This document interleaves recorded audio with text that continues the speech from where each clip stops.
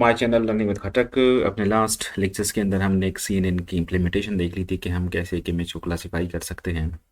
उससे पहले लेक्चर में हमने बेसिक आर्किटेक्चर डिफाइन किया था, उसके डिफरेंट कंपोनेंट्स देख लिए थे और हर एक कंपोनेंट्स के डिफरेंट ऑपरेशंस हमने देख लिए थे कि फॉर एग्जांपल 4-5 किस्म के इंपॉर्टेंट कंपोनेंट्स थे, कन्वोल्यूशनल ऑपरेशंस या convolutional components, non linearity components and then feature map and then pooling layers and then fully connected layer. उसके बाद हमने पाइथन के कोड के अंदर इसको देख लिया था कि हम कैसे डिफरेंट लेयर्स डिफाइन कर सकते हैं एंड सो ऑन। सो आज हम ये देखना चाहते हैं कि ये जो आर्किटेक्चर्स हमने डिफाइन कर लिया, आर्किटेक्चर्स हमने देख लिया, उस आर्किटेक्चर्स को हम डिफरेंट एप्लीकेशंस के लिए भी एक्सटेंड कर सकते हैं, डिफरेंट एप्लीकेशंस के लिए भी हम इसको यूज कर सकते हैं। Okay, so let's start in architectures for many applications. So ये अगर आप लोग देख लें तो ये हमारे पास बेसिकली हमने आर्किटेक्चर्स के अंदर बात की थी कि आर्किटेक्चर्स के दो पार्ट्स हैं। एक हमारे पास देख लें ये पार्ट्स है लर्निंग फीचर, जहाँ तक हम फीचर लर्न करते हैं, और इसके बाद इसका दूसरा जो पार्ट है वो इसका है classification. Okay, so when we consider CNN for image classification, two parts थे, feature extraction learning, feature of interest। so ये जो फर्स्ट पार्ट है जिसके अंदर कन्वोल्यूशनल पूलिंग, कन्वोल्यूशनल और पूलिंग, यहाँ तक जो हमारा पार्ट है वो सिंपली हमारे पास क्या करता है कि कोई भी जो हमारे पास इनपुट इमेज हो उससे वो क्या करते हैं, जो फीचर हम एक्सट्रैक्ट करना चाहते हैं, feature of interest. For example अगर हम फेस डिटेक्ट करना चाहते हैं तो हमारे फीचर ऑफ इंटरेस्ट क्या होंगे, वो फीचर्स जिससे एक फेस बनता है, for example eye, nose, ears etcetera. दूसरा पार्ट क्या होता है, जब एक दफ़ा हमने ये फीचर लर्न कर लिए तो दूसरे पार्ट के अंदर हम क्या करते हैं, detections of those features and classifications. हम फ्लैटन करते हैं, वो फीचर्स हम डिटेक्ट करते हैं और उसके बाद हम क्या करते हैं, क्लासिफिकेशंस करते हैं प्रोबेबिलिटी बेस्ड स्कोर पे कि क्या ये पॉसिबल है, मतलब ये किस क्लास से बिलोंग करता है और किस क्लास से बिलोंग नहीं करता। Okay, What a CNN really powerful is exactly the observation that the feature learning part is extremely flexible। ये जो पार्ट है बेसिकली जो फीचर लर्निंग का है ये बहुत ज़्यादा फ्लेक्सिबल है। You can take this part of the neural network, slice off what comes after it। इसके बाद जो कुछ आ रहा है हम इसको क्या कर सकते हैं, जो फर्स्ट पार्ट है इसको हम स्लाइस कर सकते हैं, मींस मल्टीपल स्लाइस बना सकते हैं। उसके बाद जो कुछ भी आ रहा है after it and put a bunch of different heads into the part that comes after. और इसमें हम डिफरेंट जो हेड्स होते हैं और डिफरेंट हेड्स इसके बाद हम इनकॉर्पोरेट कर सकते हैं। इसका गोल, बेसिक मकसद इसका क्या है, the goal of the first part is to extract those feature. What you do with this feature is entirely up to you। आप इसके अंदर क्या करते हैं, फर्स्ट पार्ट के अंदर आपने जस्ट फीचर को लर्न कर लिया, एक्सट्रैक्ट आपने कर लिया, यहाँ पे आपने फीचर को एक्सट्रैक्ट कर लिया, फिर आप इस फीचर्स के साथ क्या करना चाहते हैं, क्या इन फीचर्स को आप यूज़ करना चाहते हैं क्लासिफिकेशंस के लिए, क्या आप इस फीचर्स को यूज़ करना चाहते हैं ऑब्जेक्ट डिटेक्शंस के लिए, कोई पार्टिकुलर ऑब्जेक्ट डिटेक्ट करना चाहते हैं, क्या आप कोई सेगमेंटेशन परफॉर्म करना चाहते हैं, या कोई प्रोबेबिलिस्टिक कंट्रोल इस पे अप्लाई करना चाहते हैं। But you can still leverage the flexibility and the power of the first part two learn all of those core features.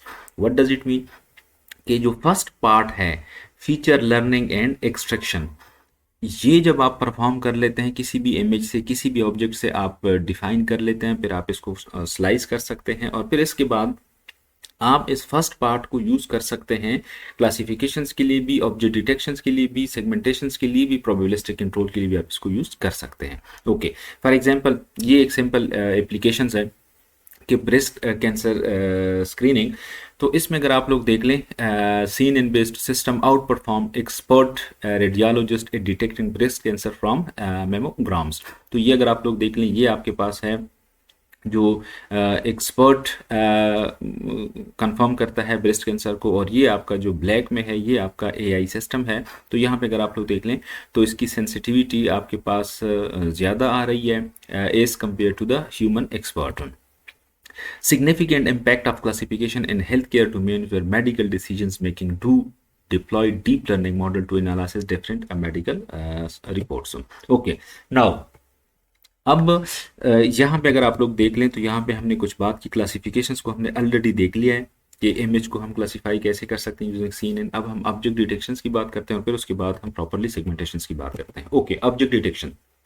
अब ऑब्जेक्ट डिटेक्शन हमारे पास क्या है, बाज़ औक़ात आप लोग के पास कोई इमेज हो, उस इमेज के अंदर आपके पास मल्टीपल ऑब्जेक्ट्स होते हैं। फॉर एग्जांपल जिस तरह ये आप लोग देख रहे हैं कि ये आपके पास क्या है, जस्ट एक इमेज है, लेकिन इस इमेज के अंदर आपके पास देख लें मल्टीपल आपके पास ऑब्जेक्ट्स हैं। So classification tells us basically a discrete predictions of what our image contents, कि इस इमेज के अंदर हमारे पास क्या कुछ है। But actually we can go much deeper into this problem by not only classifying, हम सिर्फ इसमें क्लासीफाई सिर्फ नहीं कर सकते, but also at the same time for regression to his problem, हम इसमें क्लासिफिकेशन के बजाय रिग्रेशन भी दोनों, मतलब दोनों काम एक साथ भी कर सकते हैं। क्लासिफिकेशन भी कर सकते हैं, रिग्रेशन भी कर सकते हैं। क्लासिफिकेशन आपके पास क्या है कि फॉर एग्जांपल ये इमेज मैंने अपने सीन इन मॉडल को फीड कर दिया और सीन इन मॉडल ने मुझे बता दिया कि इसके अंदर एक टैक्सी है और उसको उसने क्लास लेवल वाई असाइन कर दिया। सो लेकिन इसके अंदर हम रिग्रेशन भी अप्लाई कर सकते हैं। फॉर एग्जांपल रिग्रेशन हमारे पास किस तरह है कि हम टैक्सी भी है, इसके अंदर एक ऑब्जेक्ट है टैक्सी, और वो टैक्सी के सराउंडिंग में हम एक बॉक्स भी ड्रॉ कर दें, तो ये अब आपके पास एक रिग्रेशन प्रॉब्लम भी है कि where the box is, from where the box start to where the box end. So ये आपके पास रिग्रेशन प्रॉब्लम हुआ। And what is this object, ये टैक्सी किसी पार्टिकुलर क्लास से बिलोंग करता है, और तो ये आपके पास क्या हुआ, ये आपके पास क्लासिफिकेशन प्रॉब्लम हुआ। सो बैक वक्त हम अपने सीन एंड मॉडल को यूज कर सकते हैं ऑब्जेक्ट को डिटेक्ट करने के लिए, और साथ ही रिग्रेशन प्रॉब्लम को सॉल्व करने के लिए कि हम ऑब्जेक्ट भी डिटेक्ट कर लें और साथ हम ये भी बता दें कि drawing a bounding box where the taxi is. So drawing the bounding box, ये आपके पास रिग्रेशन प्रॉब्लम है। And to detect the taxi, this is a classification problem. So हम ना सिर्फ ऑब्जेक्ट को डिटेक्ट कर सकते हैं, सीन इनको हम क्लासिफिकेशन के लिए यूज कर सकते हैं, बल्कि बैक वक्त हम इसको रिग्रेशन प्रॉब्लम के लिए भी यूज कर सकते हैं। This is not easy as that. लेकिन अभी आप लोग देख लें, एक एग्जांपल्स हम देख लेते हैं, लेकिन ये इतना आसान काम भी नहीं है। आपके पास फॉर एग्जांपल अगर इसी इमेज को हम कंसिडर कर लें, तो इस इमेज के अंदर आपके पास मल्टीपल ऑब्जेक्ट्स हैं। In that case, our neural network model should be able to infer a dynamic number of objects. इसके अंदर फिर जो हमारा नेटवर्क होगा वो इतना कैपेबल होना चाहिए कि वो क्या कर सके, नंबर ऑफ डायनामिक ऑब्जेक्ट को वो डिटेक्ट कर सके। For example, if you want to detect a taxi only, it's no problem. But if the image contains different objects of different classes, if you look at this, if we just want to detect the taxi, this is no problem. लेकिन इस image के अंदर अगर आप लोग देख लें तो इसके अंदर हमारे पास डिफरेंट ऑब्जेक्ट्स हैं, and for our model need to draw a bounding box for each object of different classes is quite complicated in practice. So simple, अगर टैक्सी आपने डिटेक्ट करनी है, there is no problem. Output आपके पास आ गया कि जी एक्स और वाई वाइंडिंग जो बाउंडिंग बॉक्स है उसकी पोजीशन क्या है, विड्थ क्या है और हाइट इसकी क्या है। ओके लेकिन अब यहाँ पे अगर आप लोग देख लें, अगर यहाँ पे आपने डिफरेंट ऑब्जेक्ट्स को डिटेक्ट करना है, देख लें यहाँ पे आपने स्ट्रक्ट को भी डिटेक्ट किया, इसके बाद डिफरेंट पर्सन्स हैं आपने उनको भी डिटेक्ट किया, और फिर उसके बाद आपने टैक्सी को भी डिटेक्ट करना है। सो मल्टीपल ऑब्जेक्ट्स को अगर आप डिटेक्ट करते हैं, ये काफ़ी कॉम्प्लिकेटेड काम बन जाता है, और ये सिंपली जो हम सीन इनको यूज़ करते थे क्लासिफिकेशंस के लिए या रिग्रेशंस के लिए, इस अप्रोच के साथ हम इसको सॉल्व नहीं कर सकते। लेकिन बल्कि इसके लिए हमें क्या करना होगा, अ navy solution to object detection, हम एक किसी और सोल्यूशंस की तरफ जाना होगा। वो दूसरा सोल्यूशन हमारे पास क्या है, कंसिडर एन इमेज। ये हमारे पास एक इमेज है, pick a random location and a randomise box. हम एक कोई भी एक ऑब्जेक्ट सेलेक्ट करते हैं और उसमें हम रैंडम साइज बॉक्स ड्रा करते हैं, और फिर इसको हम क्या करते हैं, feed to our neural networks which is train to do just classification, जो सिर्फ क्या करेगा, क्लासिफिकेशंस करेगा। Means our network model can detect, number one क्या डिटेक्ट करेगा, there a class of object in that box or not, क्या इस box के अंदर जो ऑब्जेक्ट है वो उसके लिए कोई क्लास है या नहीं है, if so what class it, and keep repeating this process till the end. वो सिंपली क्या कर लेगा, इसके लिए देख लेगा कि क्या हमारे पास इस ऑब्जेक्ट के लिए कोई क्लास है, अगर है तो वो कौन सी क्लास है, सिंपली उसको क्या कर लो, ये प्रोसेस रिपीट होता जाएगा हर एक ऑब्जेक्ट्स के लिए, एंड सो ऑन। लेकिन हमारे पास रिजल्टेंट क्या बनेगा, हमारे पास रिजल्टेंट ये बनेगा सो मैनी बॉक्सेस, क्योंकि इसके अंदर डिफरेंट जो ऑब्जेक्ट्स हैं वो इन सारे ऑब्जेक्ट्स को हमने क्या करना है, एक रेंडमाइज बॉक्स हमने असाइन करना है, बाउंडिंग बॉक्स ड्रा करना है, और फिर उसके बाद हमने क्या करना है, उसके पार्टिकुलर क्लास को डिटेक्ट करना है। So problem, too many potential inputs, this result in too many scales, position and size. देख लें आप लोगों के पास कुछ जो ऑब्जेक्ट्स होंगे उनके स्केल्स छोटे होंगे, बड़े होंगे। पर्सन्स का देख लें, कुछ पर्सन्स साइज में छोटे, बड़े, etcetera. So totally impractical to run in real life application with today computers. आजकल के कंप्यूटर्स के साथ इसको चलाना, इस किस्म के प्रॉब्लम्स को चलाना या सीन इनको ट्रेन करना, इट्स नॉट फिजिबल और इट्स नॉट सो सिंपल। तो इसके लिए हम मोस्टली क्या करते हैं, जीपीयू की तरफ चले जाते हैं, या हमने मोस्टली प्रॉब्लम्स को देख लिया था कि हम गूगल कोलैब पे इसको रन करते हैं। क्यों? क्योंकि हमारे पास इस सिंपल सिस्टम के अंदर रिसोर्सेज की कमी होती है। Okay, now C N N के बजाय कि हम एक और उसका जो वेरिएंट है आर सी एन एन, वो हम यूज़ करते हैं। Instead of picking random boxes use a simple heuristic. हम सिंपल ह्यूरिस्टिक यूज़ करते हैं। Find regions that we think we have object use C N N to classify.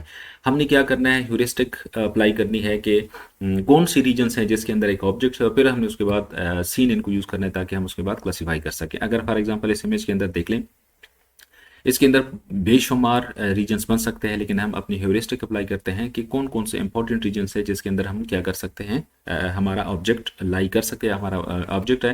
फिर उसके बाद हम क्या करते हैं, identify meaningful objects in the image and just feed in those high attention locations to our scene and to speed up the first part। उसके बाद हम क्या करते हैं, जो हमारे पास जो हाईली इंटरेस्टेड रीजन्स हम आइडेंटिफाई कर लेते हैं, वो हम फिर क्या कर लेते हैं, इसको फीड कर लेते हैं। और सीन इनके अंदर तो वो सिंपली क्या करता है, इसको क्लासीफाई कर लेता है। बट प्रॉब्लम क्या है, slow, many regions, time intensive, inferences, brittle, it's very hard, manually defined region proposal. हमें मैनुअली रीजन्स को डिफाइन करना होगा, बेशुमार रीजन बन सकते हैं, टाइम इंटेंसिव इन्फ्रेंसिंग।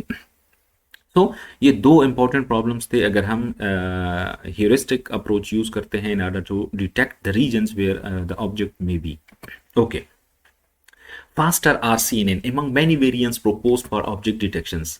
इसके लिए हम क्या करते हैं, इसके लिए बेसिकली हमारे पास जो कन्वोल्यूशनल लेयर्स होता है, image input directly to convolutional feature extracted first fast only input image once.